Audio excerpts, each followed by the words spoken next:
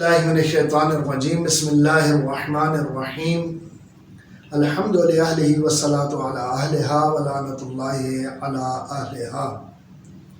بسم اللہ الرحمن الرحیم یسبح للہ ما فی السماوات و ما فی الارض الملک القدوس العزیز الحکیم۔ ناظرین محترم، آپ کی خدمت میں توحید ذاتی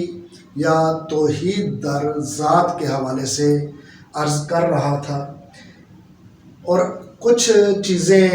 توحید ذاتی کے اعتبار سے ذکر کی تھی۔ ابھی ہم اس جگہ پر پہنچے ہیں، چونکہ پچھلی جو گفتگو ہوئی تھی اس میں نے دو چیزیں آپ کی خدمت میں ذکر کی تھی کہ ہمارے پاس وجود دو قسم کے ہیں، ایک واجب الوجود ہے اور ایک ممکن الوجود ہے، لیکن ہر ایک وجود کی اپنی اپنی صفات ہیں۔ چونکہ ہم توحید ذاتی کے اعتبار سے جو ہے وہ گفتگو کر رہے تھے، اس وجہ سے یہاں پر میں نے یہ آیت سورہ جمعہ کی مشہور ترین آیت، پہلی آیت ذکر کی ہے، یسبح للہ ما فی السماوات و ما فی الارض۔ ہر وہ چیز جو زمینوں اور آسمانوں میں ہے، یسبح للہ، اللہ تعالیٰ کی تسبیح بجا لاتی ہے۔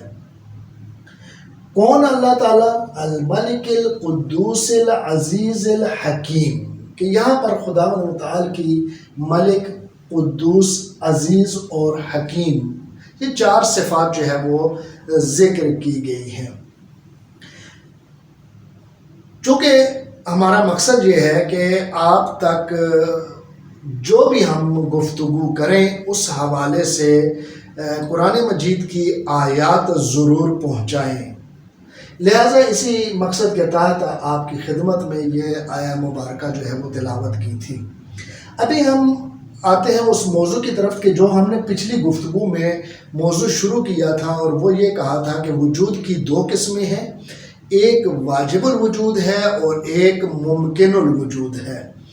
واجب الوجود کی اپنی خصوصیات اور صفات ہیں، اور ممکن الوجود کی اپنی خصوصیات اور صفات ہیں،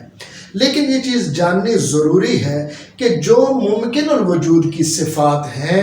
وہ جب واجب الوجود کی طرف جائیں گی تو اس میں نقائص کا باعث بنیں گی، یعنی ممکن الوجود کی جو صفات ہیں وہ ممکن الوجود کے لیے کمال کا باعث ہیں، نقص کا باعث نہیں ہے۔ کمال کا باعث ہے، اس میں کسی قسم کے نقص اور عیب کا باعث نہیں ہے، لیکن یہی صفات جیسے ہی ہم واجب الوجود کی طرف لے کر جائیں گے، وہ صفات جو ممکن الوجود کی صفات تھیں، جو کہ کمال کا باعث تھیں اور نقص اور عیب کا باعث نہیں تھیں، لیکن جیسے ہی ان صفات کو ہم لے کر جائیں گے واجب الوجود کی طرف، تو وہ وہاں پر واجب الوجود میں یہ صفات جانے کے بعد واجب الوجود کے لیے نقص اور عیب کا باعث بنیں گی، لہٰذا ہم مجبور ہوں گے کہ وہ صفات جو ممکن الوجود میں بطور اثبات یا ثبوتیہ ہم نے ذکر کی ہیں، وہ صفات واجب الوجود میں جا کر ہمیں اثبات اور ثبوتی کے طور پر ذکر نہیں کرنی ہے، بلکہ جیسے ہی ہم واجب الوجود کی طرف جائیں گے تو وہاں پر بصورت نفی ذکر کریں گے یا بصورت سلبیہ، کہ جو ہم نے چونکہ وجود کی جو اقسام تھیں، خداوند متعال کی جو صفات تھیں، ان صفات کو ہم نے دو قسموں میں تقسیم کیا تھا، صفات ثبوتیہ اور صفات سلبیہ کے طور پر۔ یہاں پر ہم دیکھیں کہ یہ جو ممکن الوجود میں صفات ثبوتیہ ہیں، یعنی جو ہم ممکن الوجود میں ثابت کرتے ہیں، وہ صفات جیسے ہی جائیں گی واجب الوجود میں تو وہ صفات بطور سلبیہ ذکر کی جائیں گی، یعنی اس واجب الوجود سے وہ صفات نفی کی جائیں گی۔ مثال کے طور پر ممکن الوجود کی اہم ترین صفت یہ ہے کہ یہ مخلوق ہے کسی ذات کا۔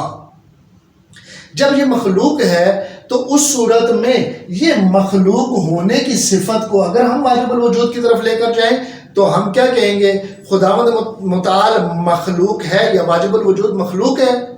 نہیں، وہاں پر مخلوقیت کو نفی کرنا پڑے گا، یعنی واجب الوجود ایک ایسا وجود ہے جو کسی ذات کی مخلوق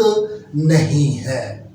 بس وہاں پر جا کر ہمیں نفی کرنی پڑے گی۔ لہٰذا میں نے چند صفات یہاں پر ایسی ذکر کی ہیں کہ جو ممکن الوجود میں ہم بطور اثبات ذکر کرتے ہیں، لیکن وہ صفات جیسے ہی واجب الوجود میں جائیں گی وہ بطور اثبات نہیں ہوں گی، بطور نفی ہوں گی یا بطور سلب ہوں گی۔ جیسے ہم کیا کہتے ہیں، ممکن الوجود، ہم سب کا وجود ممکن الوجودات میں سے ہے، ہم سب جب ممکن الوجودات میں سے ہیں تو اس صورت میں ہمارا جسم ہمیں کہنا یہ ہماری صفت ثبوتی ہے، یعنی ہم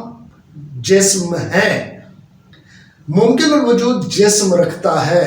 انسان جسم رکھتا ہے، چرند پرند جسم رکھتے ہیں، جانور اور چوپائے جسم رکھتے ہیں، اور یہ جسم رکھنا ان کی خصوصیت ہے۔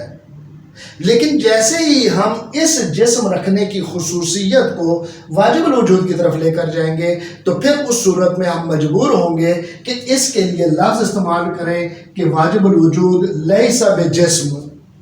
کہ واجب الوجود ایک ایسا وجود ہے کہ جو جسم نہیں ہے، یعنی واجب الوجود سے اس جسم کی نفی کریں گے تب واجب الوجود ہمیں پتہ چلے گا کہ وہ کون سا وجود ہے۔ لہٰذا واجب الوجود میں اور ممکن الوجود میں فرق ہو جائے گا کہ ممکن الوجود کی جو صفت ہوگی، جو اس میں کمال کا باعث ہوگی، جو اسے کمال کی طرف لے جانے کا باعث ہوگی، وہ صفت جیسے ہی ہم واجب الوجود کی طرف لے کر جائیں گے تو وہاں پہ اس کے لیے سلب کا باعث ہوگی۔ دوسری صفت کیا ہے؟ ماہیت۔ جسم کو ہم جانتے ہیں کہ جسم کیا ہے، جیسے ہمارا جسم ہے، انسانوں کا جسم ہے، جانوروں کا جسم ہے، یہ جسم کیا ہے، اس جسم کو ہم پہچانتے ہیں۔ لیکن دوسری چیز کیا ہے؟ ماہیت۔ ماہیت کیا ہے؟ آپ دیکھ رہے ہیں میرے وجود کو یا اس وائٹ بورڈ کے وجود کو دیکھ رہے ہیں کہ جس چیز نے اس کو چاروں طرف سے گھیرا ہوا ہے اور حد و حدود میں جس نے پابند کر دیا ہے، ایسی چیز کو ہم ماہیت کہتے ہیں۔ تو اب جب یہ ماہیت ممکن الوجود میں ہے، یعنی میرے جسم میں ماہیت ہے جس کی وجہ سے آپ میرے جسم کو دیکھ سکتے ہیں، میرا جسم محدود ہو سکتا ہے اور اس ماہیت کی وجہ سے میری حد بندی ہے۔ لیکن جیسے ہی ہم اس ماہیت کو خداوند متعال کے وجود کی طرف لے کر جائیں گے تو اس صورت میں ہمیں کہنا پڑے گا کہ الواجب الوجود لیست بماہیتن، کہ یہ جو واجب الوجود ہے یہ ماہیت نہیں ہے۔ کیوں ماہیت نہیں ہے؟ اس وجہ سے کہ میں نے تعریف کی ہے کہ ہر وہ چیز جو آپ کے بدن کو چار حدود میں کیا کر دے، پابند کر دے، یا یوں کہیں کہ ایسی چیز جو آپ کو محدود کر دے، ایسی چیز کو کیا کہتے ہیں؟ ماہیت کہتے ہیں۔ لیکن خداوند متعال میں جا کر یہ ماہیت کیا ہوگی؟ ماہیت ہم اثبات کریں یا نفی کریں۔ اگر ہم ماہیت کو اثبات کرتے ہیں تو اس صورت میں ہمیں یہ کہنا پڑے گا کہ نعوذ باللہ واجب الوجود ایسا وجود ہے کہ جو محدود وجود ہے، جبکہ ہم اس بات کے قائل ہیں اور ہمارا عقیدہ اس بات کے اوپر ہے کہ واجب الوجود جو خداوند متعال کا وجود ہے لیست بماہیتین، کہ وہ ماہیت نہیں ہے، یعنی دوسرے الفاظ میں یہ کہ وہ لامحدود وجود ہے، وہ غیر متناہی وجود ہے، ایسا وجود ہے کہ جسے حد و حدود میں پابند نہیں کیا جا سکتا۔ بس یہاں پر یہ دو اہم ترین صفات ایسی ہو گئیں کہ جن کی وجہ سے ہم یہ کہیں گے کہ ممکن الوجود میں یہ کمال کا باعث ہے، لیکن جیسے ہی ہم واجب الوجود کی طرف لے کر جائیں گے تو یہی صفات ہمیں اس واجب الوجود سے نفی کرنا پڑیں گی اور اس واجب الوجود سے سلب کرنا پڑیں گی۔ انہی الفاظ کے ساتھ آپ کی زحمتوں کو تمام کروں گا۔ والسلام علیکم ورحمۃ اللہ وبرکاتہ۔